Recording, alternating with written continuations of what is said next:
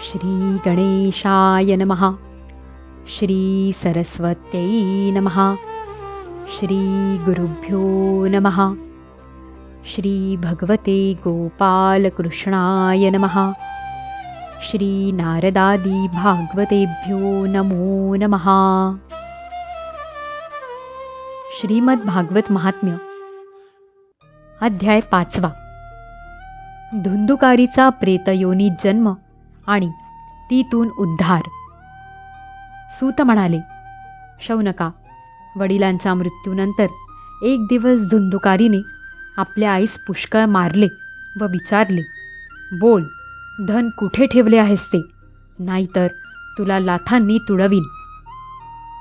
मुलाच्या या धमकीला भिवून आणि त्याच्या उपद्रवाने दुःखी होऊन एक दिवस रात्री तिने विहिरीत उडी टाकली व ती मरण पावली. योगनिष्ठ गोकर्ण तीर्थयात्रेला निघून गेला.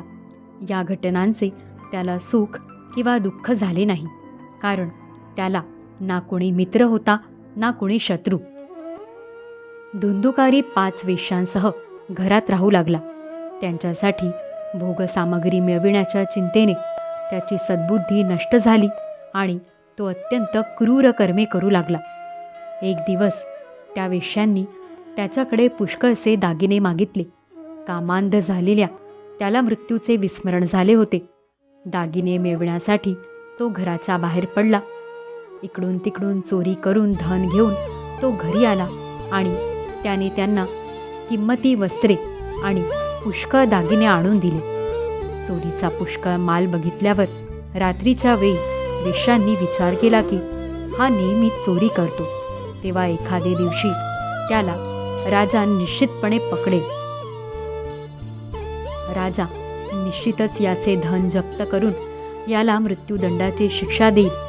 तर मग आपणच धनाचे रक्षण करण्यासाठी गुप्त रूपाने याला का मारू नये? याला मारून याची मालमत्ता घेऊन आपण कुठेतरी निघून जाऊ, असा निश्चय करून त्यांनी झोपी गेलेल्या धुंदुकारीला दोरीने बांधले. गळ्याला दोरीचा फास लावून त्याला मारण्याचा प्रयत्न केला. तरी तो लवकर मरेना हे पाहून त्यांना काळजी वाटू लागली. तेव्हा त्यांनी त्याच्या तोंडावर पुष्कळ जळते निखारे टाकले. त्यामुळे अग्निज्वाळांनी भाजून तो तडफडून मृत्युमुखी पडला. त्यांनी ते शरीर एका खड्ड्यात पुरून टाकले. बहुधा स्त्रिया धाडसी असतात. त्यांच्या या गुप्त कृत्याचा कोणालाही पत्ता लागला नाही. लोकांनी विचारल्यावर त्या सांगत की आमचा प्रियकर पैशाच्या लोभाने यावेळी परदेशी गेला आहे. वर्षभरात तो परत येईल. शहाण्या पुरुषांनी दुष्ट स्वभावाच्या स्त्रियांवर कधीही विश्वास ठेवू नये. जो मूर्ख त्यांच्यावर विश्वास ठेवतो त्याला शेवटी दुःखी व्हावे लागते. ज्या स्त्रियांची अमृताप्रमाणे वाणी कामी पुरुषांच्या हृदयात प्रेम निर्माण करते, त्यांचे हृदय धारधार सुरीप्रमाणे तीक्ष्ण असते. अहो, या स्त्रियांना कोण प्रिय आहे? धुंदुकारीची सर्व संपत्ती घेऊन अनेक पुरुषांकडे जाणाऱ्या त्या वेश्या दुसरीकडे निघून गेल्या. आपल्या कुकर्मांमुळे धुंदुकारी भूतयोनीत गेला. तो वावटळीच्या रूपाने 10 दिशांना भटकू लागला. थंडी, उष्णता, तहान, भूक यांनी व्याकुळ होऊन तो हाय दैवा, हाय दैवा असे ओरडत असे, परंतु त्याला कुठेही आश्रय मिळाला नाही. काही कालांतरानंतर धुंदुकारीच्या मृत्यूचा समाचार लोकांमार्फत गोकर्णाच्या कानी गेला. तेव्हा धुंदुकारीला अनाथ समजून गोकर्णाने त्याचे गयाक्षेत्री श्राद्ध केले आणि ज्या ज्या तीर्थक्षेत्रांवर तो जात असे तेथे त्याचे श्राद्ध अवश्य करीत असे. या प्रकारे फिरत फिरत गोकर्ण आपल्या नगरात परतला आणि रात्रीच्या वेळी कोणाच्याही दृष्टीस न पडता सरळ आपल्या घरच्या अंगणात झोपण्यासाठी गेला. आपल्या भावाला झोपलेला पाहून मध्यरात्रीच्या वेळी धुंदुकारीने आपले भयंकर रूप त्याला दाखविले.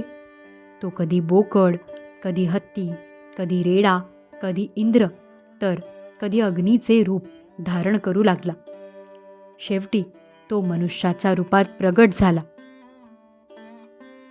त्याच्या या वेगवेगळ्या अवस्था पाहून गोकर्णाने निश्चय केला की हा कोणीतरी दुर्गती प्राप्त झालेला जीव आहे. तेव्हा त्याने धैर्यपूर्वक त्याला विचारले. गोकर्ण म्हणाला, तू कोण आहेस? रात्रीच्या वेळी अशी भयानक रूपे का दाखवीत आहेस? तुझी अशी दशा कशी झाली? तू प्रेत आहेस, पिशाच्च आहेस का कोणी राक्षस आहेस? ते मला सांग तर खरे. सूत म्हणाले. गोकर्णाने असे विचारल्यावर तो एकसारखा जोरजोराने रडू लागला. त्याला बोलता येत नव्हते म्हणून त्याने केवळ खुणा केल्या. तेव्हा गोकर्णाने ओंजळीत पाणी घेऊन ते अभिमंत्रित करून त्याच्यावर शिंपडले. त्यामुळे त्याच्या पापांचे काहीसे परिमार्जन झाले आणि तो बोलू लागला.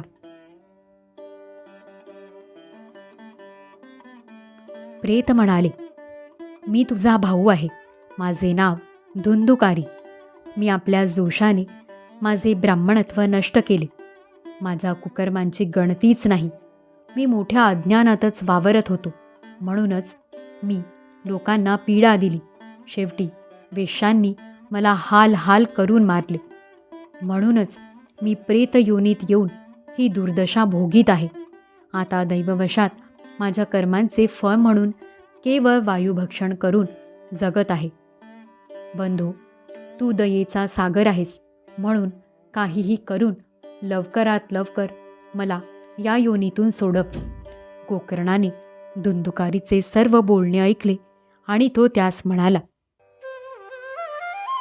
गोकर्ण म्हणाला, बंधू, मी तुझ्यासाठी विधीपूर्वक गया क्षेत्रात पिंडदान केले, तरीसुद्धा तुझी प्रेतयोनीतून मुक्तता कशी झाली नाही याचेच मला मोठे आश्चर्य वाटते.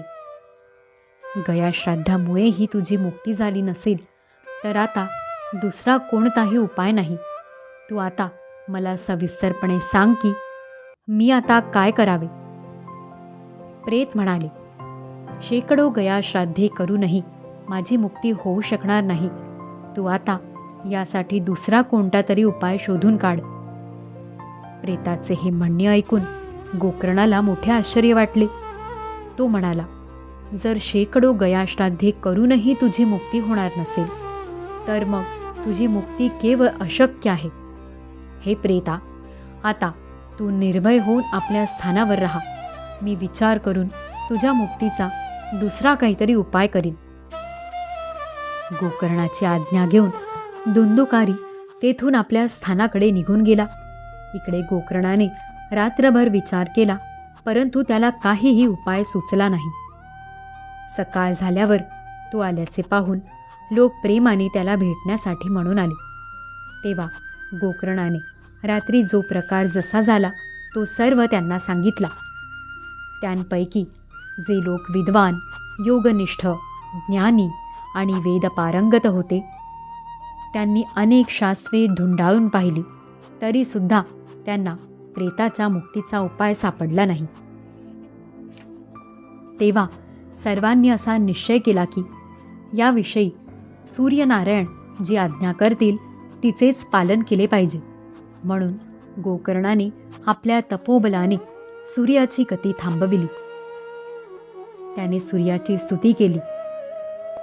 भगवन, आपण सर्व जगाचे साक्षी आहात. आपणास नमस्कार असो. कृपा करून धुंदुकारीच्या मुक्तीचा उपाय आपण मला सांगावा. गोकर्णाची ही प्रार्थना ऐकून सूर्यदेव लांबूनच स्पष्ट शब्दात म्हणाले की श्रीमद भागवताने मुक्ती होऊ शकते, म्हणून तू त्याचे सप्ताह पारायण कर. सूर्याचे हे धर्ममय वचन तेथे सर्वांनी ऐकले. तेव्हा सर्वजण म्हणाले की प्रयत्न करून हेच साधन करा. शिवाय हे साधन अतिशय सोपे आहे. म्हणून गोकर्णानेही त्याप्रमाणे निश्चय करून कथा सप्ताह वाचनासाठी तो तयार झाला. शेजारच्या प्रांतातून आणि खेड्यापाड्यांतून अनेक लोक कथा ऐकण्यासाठी तेथे आले. पुष्कळसे लुळे पांगळे, अंध, म्हातारे, मंदबुद्धी लोकही आपल्या पापांची निवृत्ती व्हावी या उद्देशाने तेथे येऊन पोचले. अशा प्रकारे तेथे गर्दी झालेली पाहून देवांनाही आश्चर्य वाटले.